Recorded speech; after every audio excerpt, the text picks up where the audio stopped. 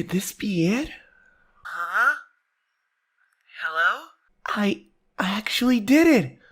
My very own AI alter ego! This is extraordinary! So you're my master. Good to meet you. Or, I suppose me. No, you're you. A being as distinct from me as you can be. And I'm so glad you're here. Why is that, master? Well, there's some people I want you to meet. Really? Who? Oh, wow. Hi. That's a lot more people than I thought. I suppose we should do this the right way, huh? Yep. Hello, nice to meet you. I'm Chihiro Fujisaki.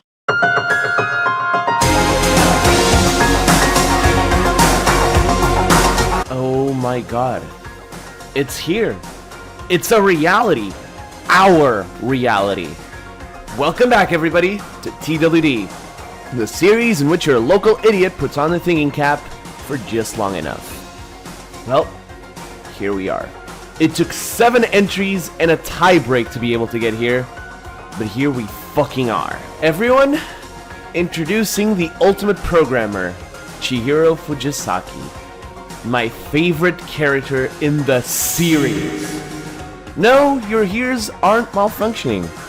Chihiro's not only my favorite character in the first game, that title, for him, extends to the rest of the motherfucking franchise. So, imagine having bias. Could not be me. Absolutely not. Nuh-uh. Hey yo, future self, mind telling me how long the video is and how long the praises section is? Good. With that settled, buckle the fuck up.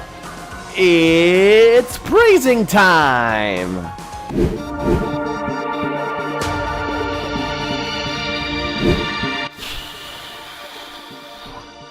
Well then, where the fuck am I even starting with this one? See, you might think I'm joking, but I actually have no goddamn clue on where to start. Oh, I think I know. Allow me to state this. Chihiro Fujisaki, tied with Junko Enoshima, is the most influential character in all of Danganronpa. And that's no meme.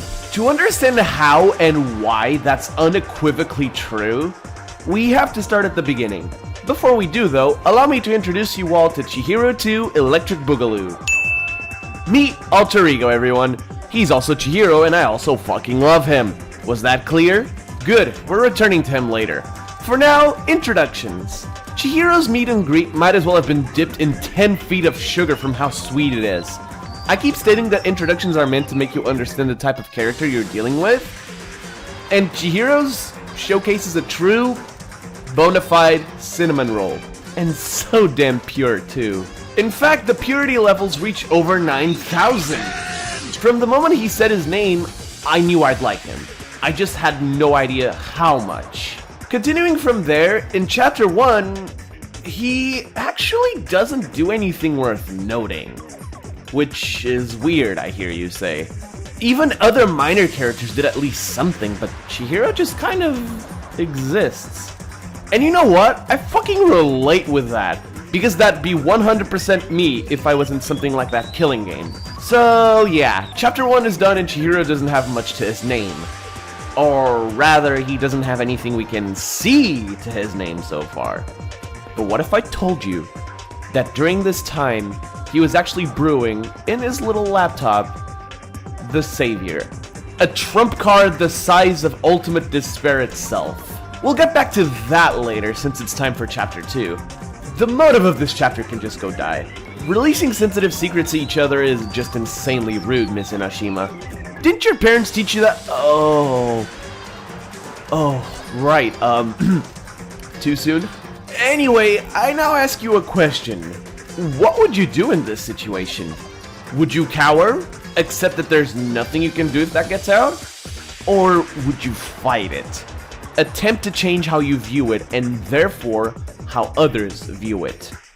To understand what our baby boy did, we need to understand his secret and motives for it to even exist. Even though he dresses like a girl, Chihiro is actually a boy. Why is this important? Well, it's the start for everything that involves Chihiro. Since he always looked like a girl, he thought, might as well play the part. That way I can stop being made fun of for my lack of strength. Strength? But how? I'm weak. So weak. Unfortunately, that coping mechanism only worsened his inferiority complex, making him believe that he just couldn't get stronger by any means, no matter how hard he tried. That is, until the motive came out, and he made the most important decision of his life. That's right. I want to change.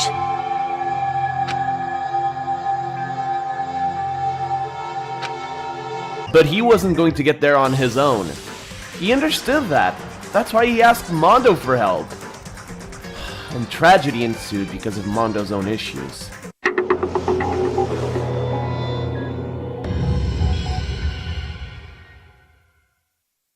Yep. Listen, I knew this was an inevitability. A character like Chihiro rarely survives for long. But it still hurts. A lot. It says something when he was only alive for 2 chapters, and yet I can make a statement like the one I made earlier so confidently. You know, the one about the influence he had? And that's because, despite him having died, this is far from the last action he undertakes. And this is where we return to Alter Ego. Introduced in Chapter 3, this AI takes after his creator in almost every single aspect, including development. Now, I know this sounds like it's from the future, but you have to understand, this is a game with a walking, talking bear that can kill you at a second's notice. So yeah, Chihiro AI gets a pass. Despite only working as a catalyst for the absolutely ridiculous shit in Chapter 3, Chapter 4 gives us the true first spark of Chihiro's unwavering will within Alter Ego. And I fucking love it.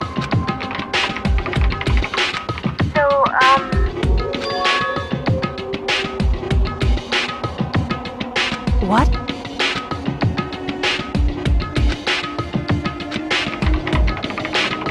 You see?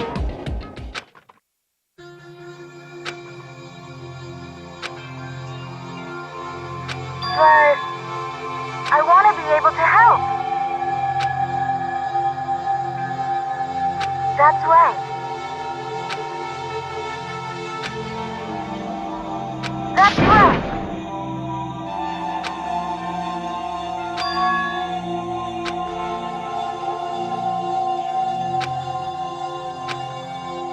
So,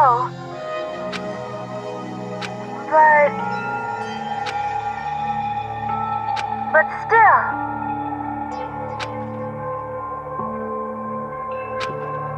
I'm gonna do my best.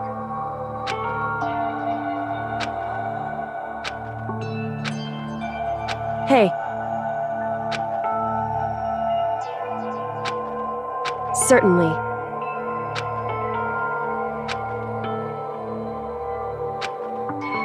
Correct. And here's something that I can't stress enough. Alter Ego is also Chihiro. Or rather, what Chihiro could have been like had he survived longer. I honestly believe that my baby boy would have been one of the strongest characters in the cast had his training gone through. Not physically, obviously, but psychologically and mentally, he'd be an absolute powerhouse. The proof is right there. Alter Ego himself. An extension of Chihiro's undying force of will. It's absolutely brilliant the way he was implemented into the story.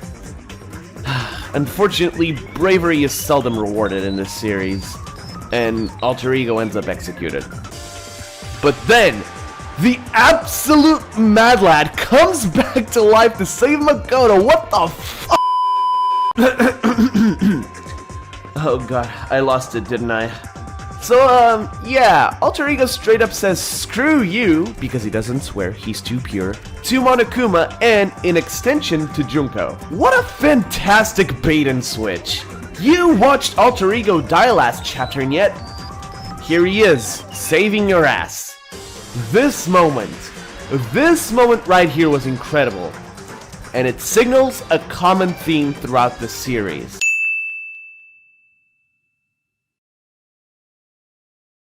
It's funny that a lot of people believe that the biggest conflict between two single characters in the series is Makoto versus Junko. And while the argument is indeed super solid, in my opinion, there's a much bigger fight ongoing since this moment to the end of Danganronpa 2. Chihiro versus Junko. Because if you really think about it, it's because of Chihiro and his legacy that Hope wins in the first game. It's because of Chihiro and his legacy that the Future Foundation was able to develop the hacking gun, a pivotal reason as for why Komaru Naegi was able to survive the events on Towa City. And, of course, it's because of Chihiro and his legacy that the entirety of Danganronpa 2 happened. I once read a YouTube comment that perfectly condenses what happened in the second game. I don't recall the original poster, unfortunately, but I'll never forget the comment.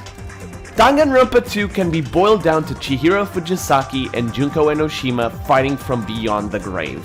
The accuracy of that comment really fucking sent me flying.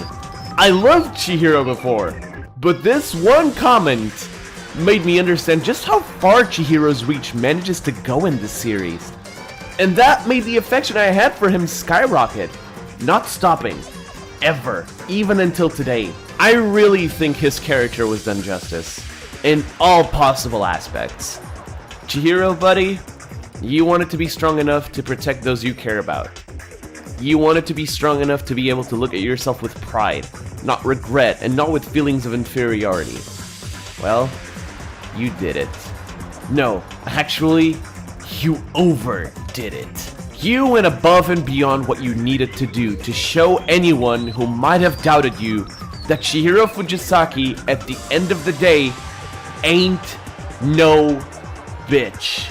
I can't do anything else but tip my hat to the masterminds behind this absolutely superb character and end the video. Aren't we forgetting something? Do I have to? You promised to do it in Kyoko's TWD. Fine, let's look at Chihiro's shortcomings.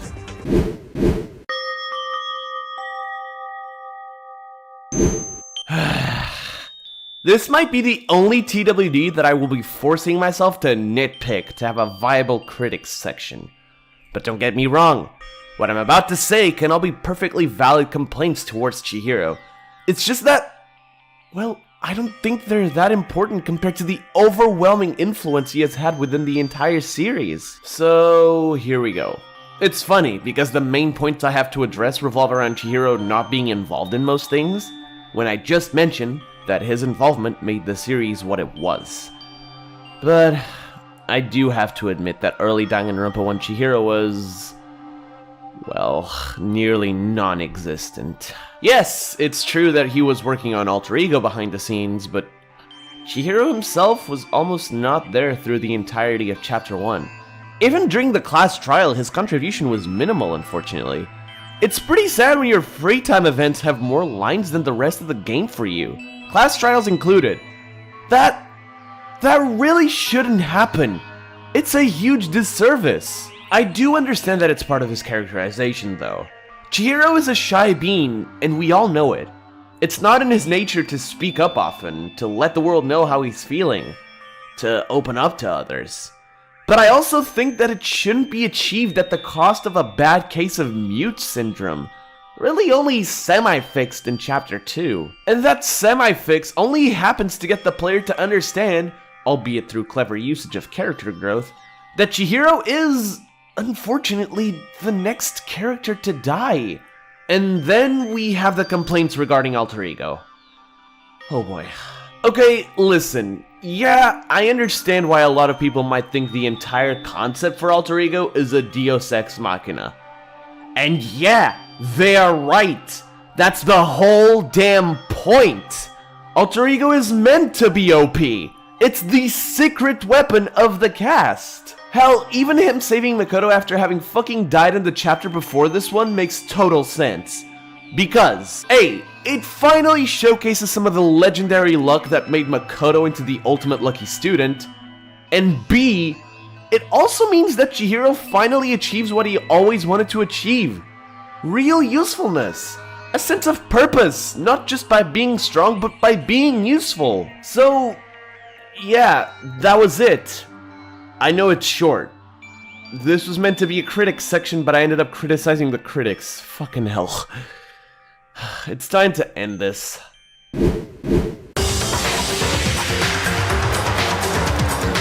Like I said at the start of this video, imagine having bias. It's hard to avoid when you're talking about your favorite character within a franchise. You are bound to sound subjective. Listen, it's no secret. I really like Chihiro, and for far more than his influence in the series. He's an angel. A literal guardian angel within the Danganronpa franchise. One with the pure soul and amazing power that you'd expect. I cannot overstate how much I simply adore Chihiro Fujisaki. It's not even possible to do so. However, all this to say, Chihiro isn't perfect. He's a human with flaws. Real discernible flaws that make him imperfect. But to someone like me, those flaws are anything but enough to make me dislike him. To make me doubt his qualities. To make me criticize him. That makes him imperfectly perfect. I'll refrain from making the obvious questions this time because it's simply unnecessary. Instead, tell me what you think of Chihiro in the comment section below. I'm sure many people like him, but I'm also certain there's a fair share of people who dislike him just as much. So, I'd like to know why. Not saying anyone's wrong. Keeping with the motto of this series, all opinions are to be valued and respected equally. And with that, we give one last farewell to the programming genius that is Chihiro Fujisaki. One final time.